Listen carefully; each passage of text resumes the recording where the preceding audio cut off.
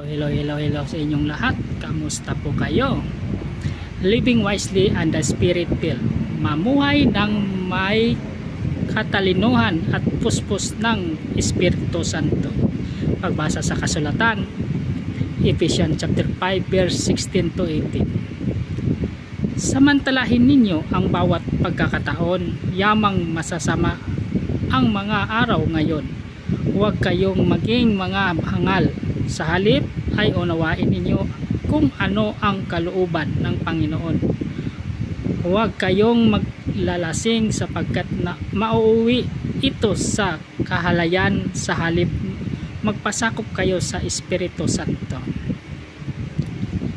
Ang buong kabanata ng Efeso chapter 5 ay nagtuturo ng mga pananampalataya kung paano mamuhay bilang mga anak ng liwanag sa gitna lamang ng ipinapahala sa atin ni Apostol Pablo na iwasan ang kadiliman at kasalanan at mamuhay ng marangal, may kabanalan at may karunungan. Ang layunin at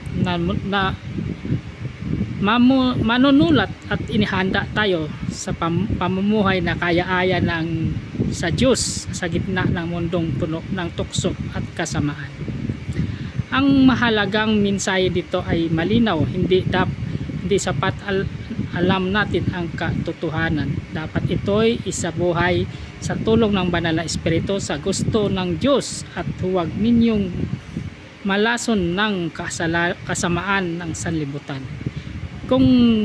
Kundi mapuspos tayo ng kapangyarihan ng Espiritu Santo upang mamuhay ng may saysay at kagalakan at direksyon. Salamat sa inyo, sa inyong panonood. God bless us all.